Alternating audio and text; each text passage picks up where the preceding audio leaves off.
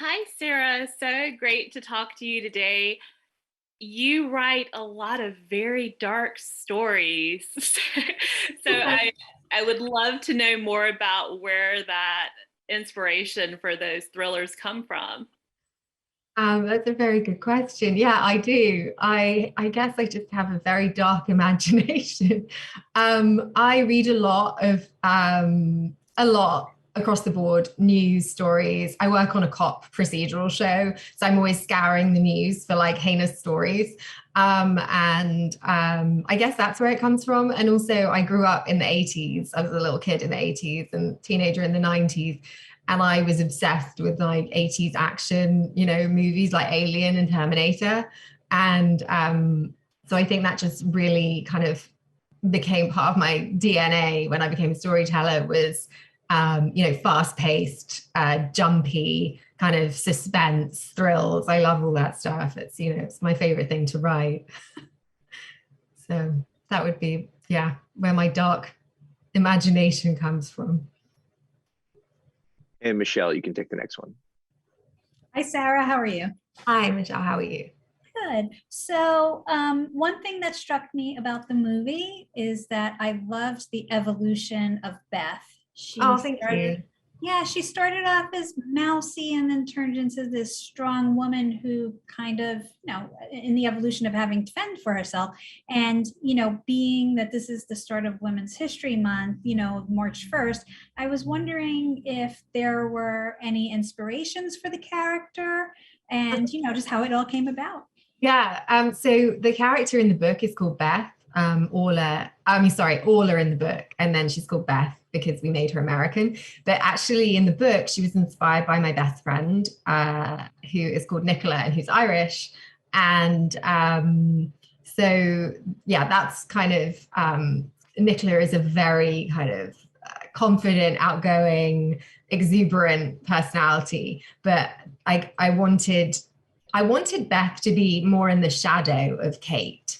And also, having been in that position of having, my daughter's now a teenager, but, a mother, when you become a mother, all of those challenging kind of, your identity changes, who you were and who you are now. And that's a really big adjustment, or it was for me. And I really wanted to kind of show this woman in this point of vulnerability. Her daughter's 6 months old. This is the first time she's left her. She's going through, problems in her marriage, this realignment. She wants to go back to work and she just doesn't, so there's all that mother guilt that I think, all mothers will relate to. And then, and that sense, I think you can lose your confidence when you have a child, because your identity changes so much. And so I wanted to show that confidence coming back and almost taking some of what Kate is this very strong, passionate, exuberant, outgoing woman. And I think Beth feels in her shadow, right, at the beginning. And then in some way she takes on some of Kate's personality. Like she takes on Kate's boldness. And that's where I wanted to take her at the end, as a much more confident woman who knows what she wants and knows what she's worth. And so at the end, when she's able to sort of challenge Rob and get those answers, that's because she's become braver and more confident in herself, and she knows what she deserves, and she knows what, she's strong enough to confront him. And I think that's what I wanted to get to with her. So I'm glad you saw that evolution. Yes, I thought it came across beautifully, because normally you can feel that and read that in a book. Sometimes they get lost in film. So I really, that was one of the things I liked the best about the film, like growing with her. Thank you. And Robin, you can take the next one. Hi, Sarah. Hi. This was such a super suspenseful and thrilling movie, and I think it translated really well from book to film. I'd love to know, how did you think the cast did on bringing these characters to life to the screen? I just think they did amazingly. Like, it's always strange, the characters that you came up with in your head and spent like months with on the page, and then you see them on screen and it's, it was like, oh, but honestly, they were almost more than I had imagined. They were exactly right, specifically like Leighton. I think because she just had a baby, And so she really felt into that character. I think she really understood Beth in a way that was like so valuable for bringing that to the performance. And so, yeah, I mean, she was just perfect beyond words. Like, I just think she did such a great job. And then Ziad, who plays Zayn as well, like exactly like the part, like 100% from the, like he'd walked out of the book. It was great. Yeah, really exciting actually to see that. And Onika, you can ask the next question. Hi, I know that this is based on a very popular book, and I wanted to know, what was the process of taking it from book to a movie? Was there things changed, things added? Like you said, one character was, from a different culture, just little tidbits like that. Well, the book was set in Lisbon. We actually filmed it in Croatia, set in Split. And that was to do with, we were filming in COVID. So we had to find somewhere that was, had a great film industry and where it would be easy to film.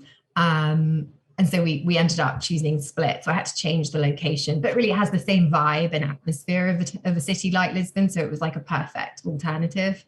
Otherwise, I mean, the process was actually fairly easy for me because when I write my books, I always see them in my head as movies. So they're kind of structured like a film to begin with. So there's not a huge amount of reworking that I have to do of the plot.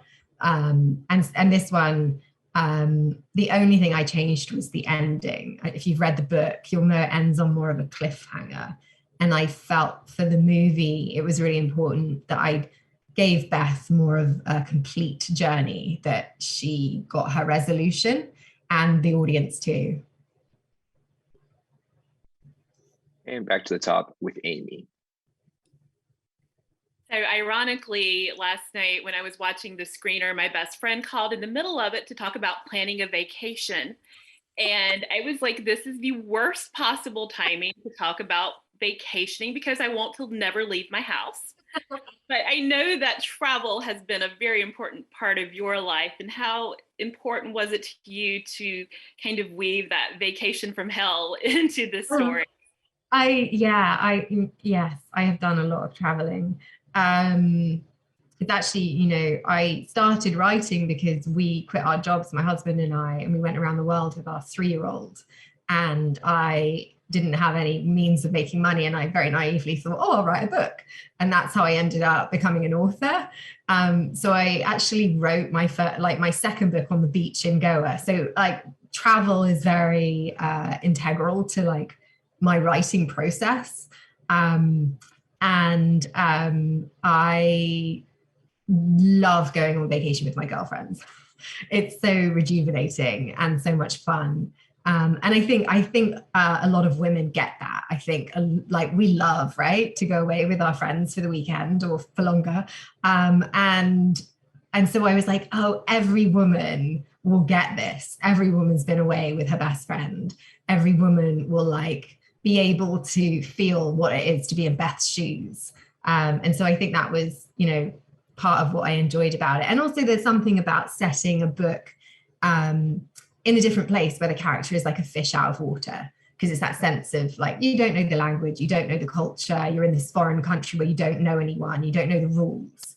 And that can be quite frightening. And, having traveled a lot and been in a few situations, particularly with police in, some countries where I'm like, I'm being bribed right now, like that sense of danger definitely had an impact on me when I was writing this book. And Michelle, you can take the next one. Great. So do you find it more difficult to adapt your books to screenplays or have someone else do it? I'm not sure if you've encountered that yet, but I would imagine it'd be very hard to give up your baby to somebody. Yes, I haven't had to do it yet. I probably wouldn't at this stage. I would find that really hard because, like you said, it would be like giving away my child. So yeah, I haven't had to do it, and I probably wouldn't do it. My dream would be to keep on adapting more of my books for film and television. Yeah. Okay, thank you. And Robin, you can take the next one. So I'd love to hear from you directly. Do you have a favorite scene or moment from the film? I was watching it with my daughter who's 15. And I obviously I've seen it a lot, the movie, because I was watching it through all the different cuts.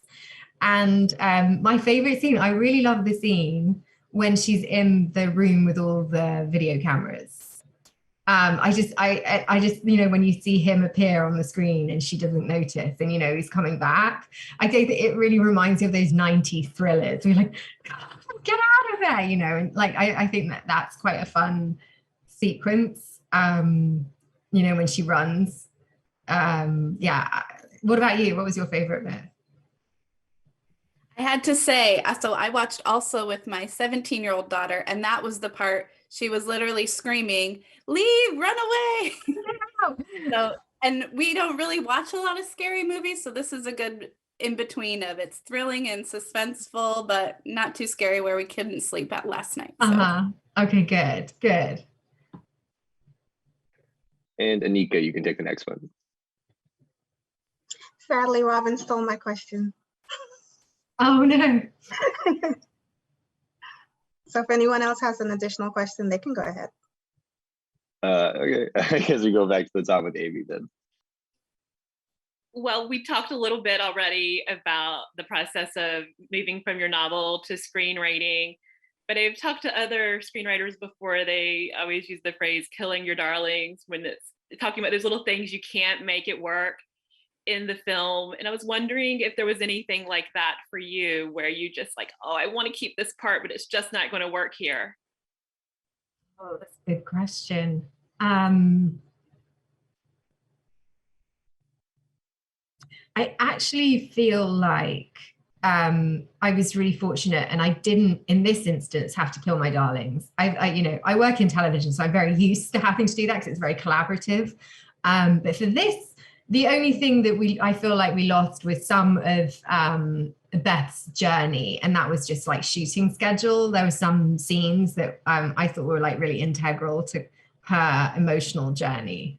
And we had to cut around it. We had to cut those out, and that was a shame because so in the terms of killing my darlings on the cutting in the edit, that happened. When you're like, that scene was so good on the page, and then it just either we didn't get it or it just didn't work in the cut.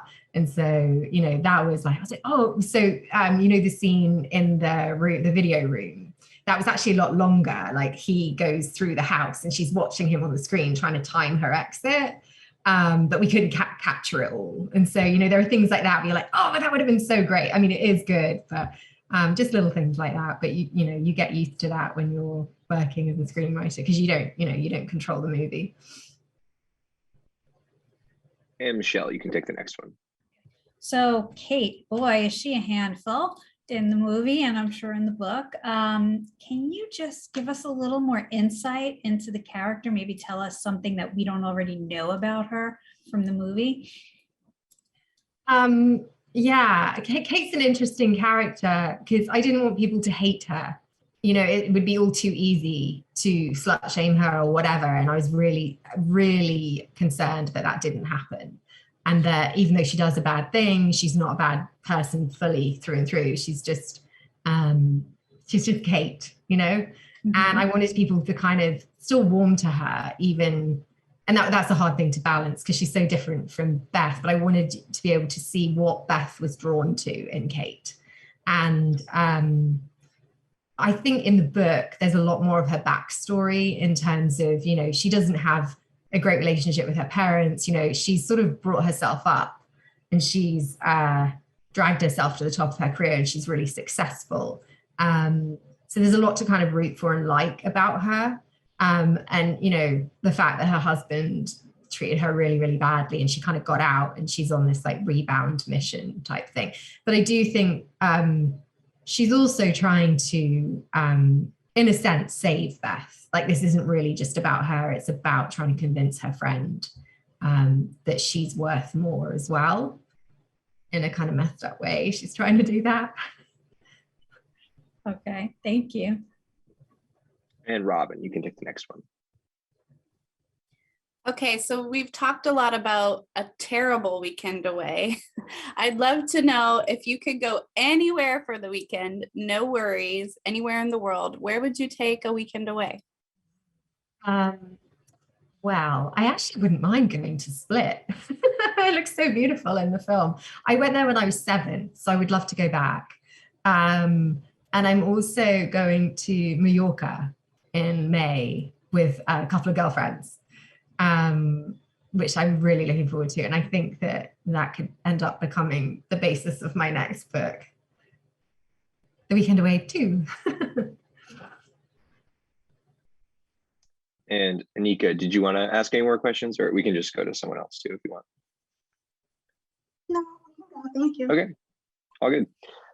Amy, you can take the next one. Well, you just touched on potentially a weekend away too. Do you have anything kind of baked in about what you would do if you got to explore these characters again? Oh, that's interesting. Yeah, I mean, I'd love to pick up with Beth and Zane and see what they're both up to. And yeah, I mean, I don't know if I'd like to imagine she gets her happy ending, and that I wouldn't want to put her through another hellish weekend away. I'd like to give her a happy ending for sure, not another awful betrayal by everyone she knows. And Michelle, you can take the next one. Okay, speaking of Beth and Zane, I thought they had incredible chemistry. And, even from the beginning, I said, this guy's either the murderer or he's going to wind up with her, from the first scene in the cab. So that leads me to, how involved were you in the casting, and what is it that you really look for to see like that spark between your characters to bring them to life? I think, obviously we were thrilled that Leighton was taking on the role, and then we cast Ziad, and he just did this wonderful audition tape, and you could just tell like the warmth and his charm. He's very charming on camera, isn't he? He's just very charismatic, and that really comes across. And when you meet him, he's just the sweetest, most lovely man. And I think that was what we were looking for in that character.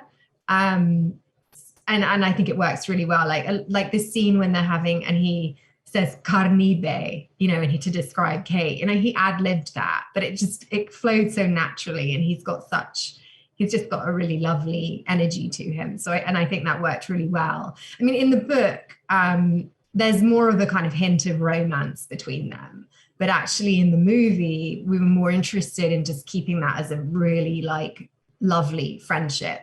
And he kind of comes across, I hope, as like the one good man really in it, which was key, because we wanted to make a really positive, we wanted to have one character who wasn't like a dirtbag. And he just, I think he pulled it off really, really well. He did. I just found myself a little paranoid while I was watching. I'm like, I know, it's him. Me too. Especially like when he drives off and you're like, oh, that looks suspicious. Like, yeah. Yep. All right. Thank you.